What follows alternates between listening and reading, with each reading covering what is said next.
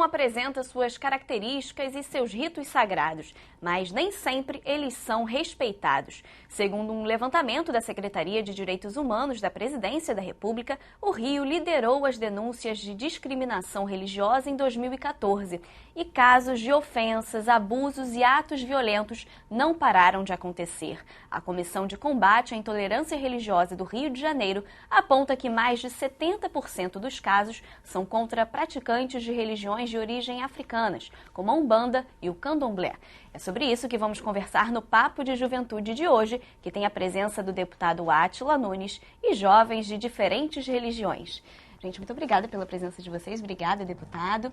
Deputado, o que o senhor associa essa intolerância religiosa de pessoas praticantes de religiões a religiões diferentes? Pois é, isso é um fenômeno recente, né?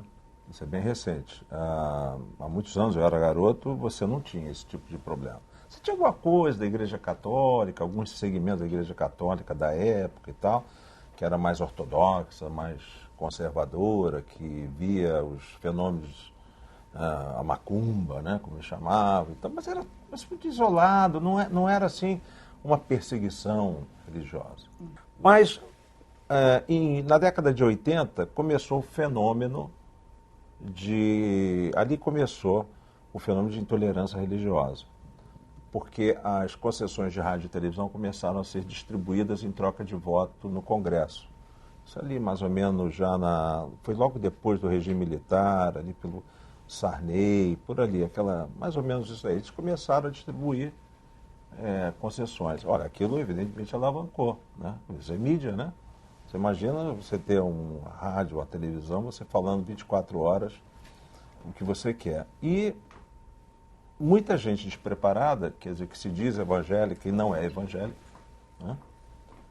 Por que eu digo isso? Porque os verdadeiros evangélicos, eles não praticam a intolerância, eles não permitem a intolerância religiosa. Você pega um batista, um metodista, a própria Assembleia de Deus, a ramificação séria da Assembleia de Deus, um adventista, um presbiteriano, você pega qualquer culto deles, eles não se preocupam em falar nisso. Da mesma maneira como eles não têm essa ideia fixa de falar contra homossexuais, contra ninguém. Então isso é que, basicamente, eu acredito que as pessoas que se dizem evangélicas, que se dizem cristãs, mas que na realidade transformaram isso num negócio, acabaram manchando a imagem dos verdadeiros evangélicos. Na minha opinião, isso aí estigmatizaram os evangélicos. E tinham que arrumar um inimigo comum. Qual era o mais fácil? Vou pegar o pessoal da Umbanda, porque lá tem a figura do Exu, e que lembra o diabo, que não sei o quê, etc. Pronto, aquele é o nosso inimigo. E bateram nele.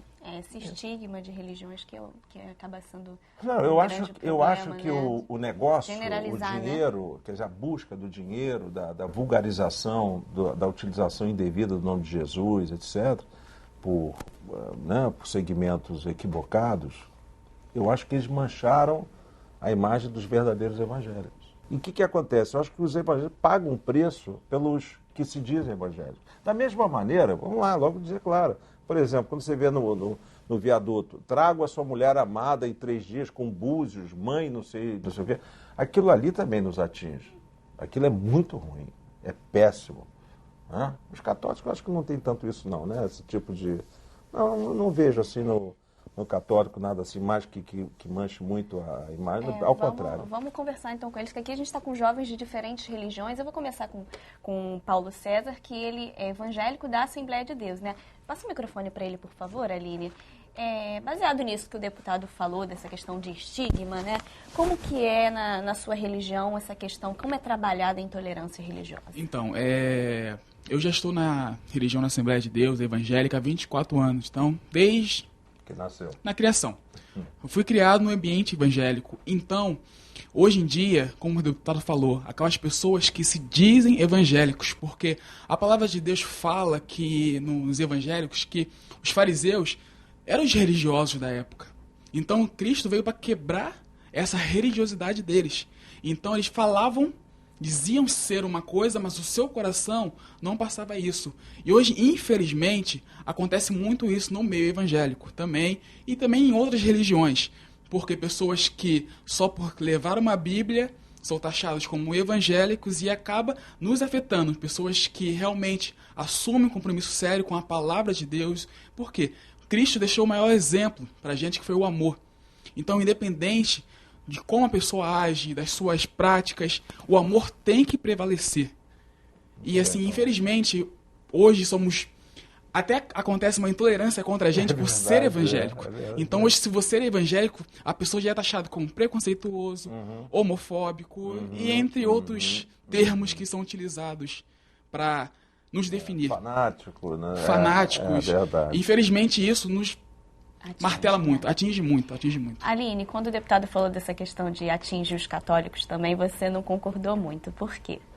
Bom, né, eu também estou no catolicismo já há bastante tempo, né, há mais de 20 anos, e eu acredito que, assim, cada religião em si, independente da sua doutrina, credo, ela traz em si esse desejo pela vida, né, e pela paz.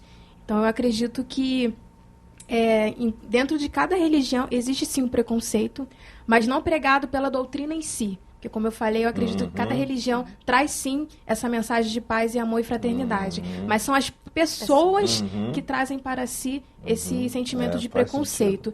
Dentro do catolicismo, a gente tem, sim, preconceito, não só em relação a outras religiões, né? Pessoas que, digamos que também podem se considerar fanáticas, né? Que levam em si ao pé da letra o que a Sagrada Escritura diz, que levam ao pé da letra a doutrina e esquecem os valores humanos, né? Esquecem de valorizar o próprio, esquecem de colocar em prática aquilo que o próprio Cristo nos ensinou, dentro daquilo que a gente acredita, enquanto valores cristãos.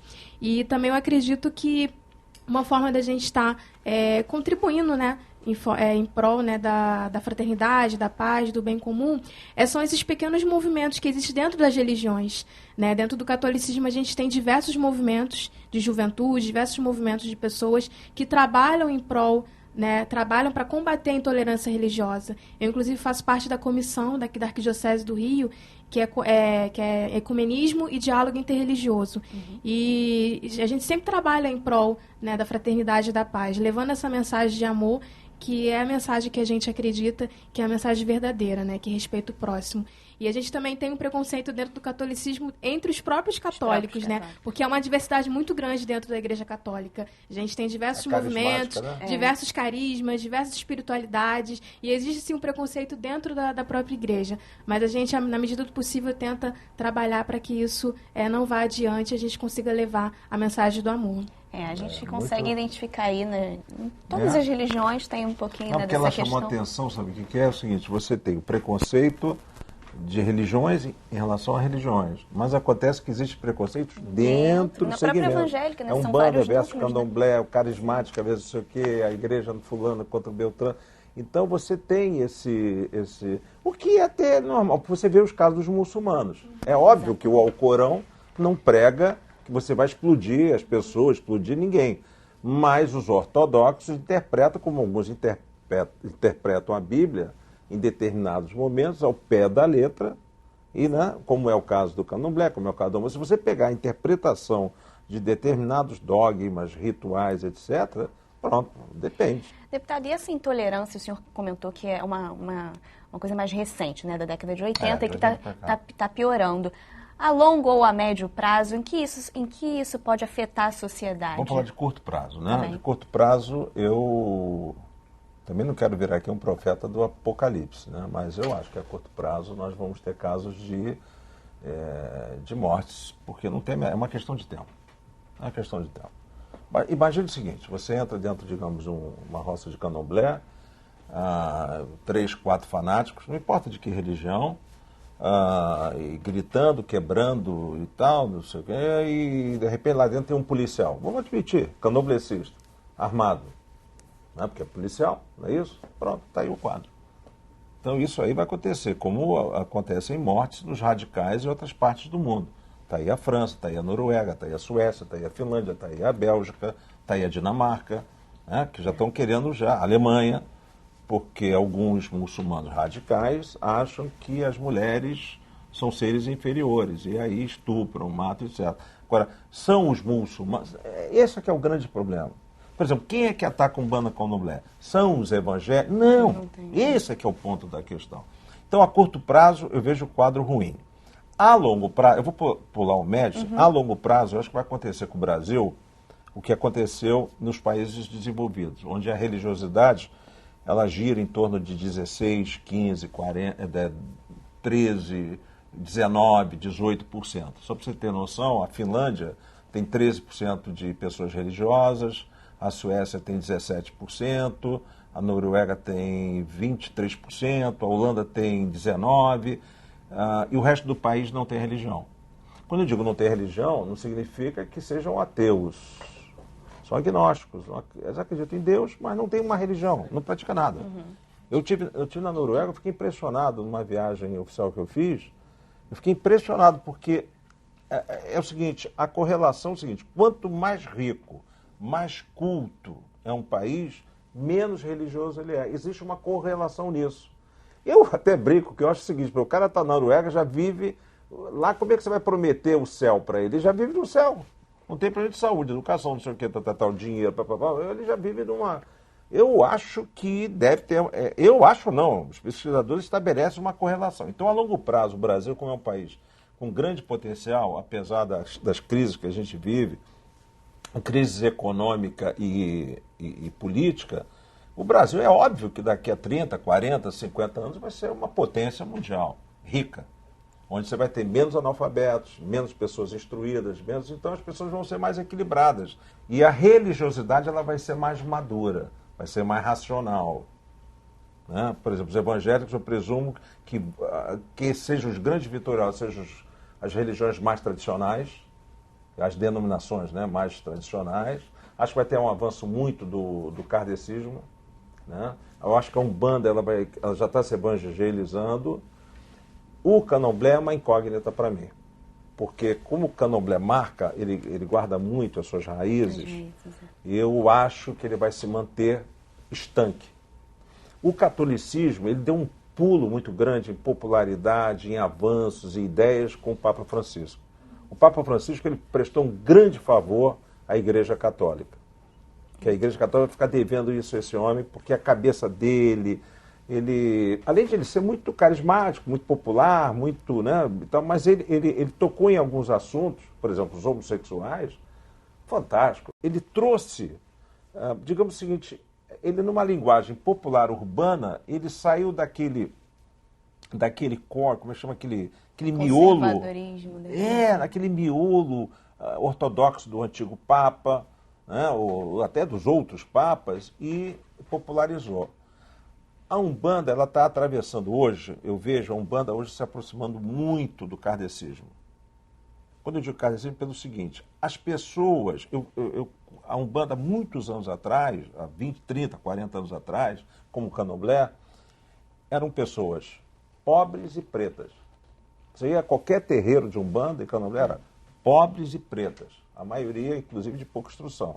Hoje você entra num centro de Umbanda ou de candomblé, você encontra advogados, doutores, economistas, blá, blá, blá. Então, essas pessoas querem explicações. Deputado, a gente vai continuar falando exatamente sobre isso, sobre essa questão do candomblé, que a gente vai ter que ir para o intervalo rapidinho. A gente não vai demorar não sai daí não, a gente volta já já.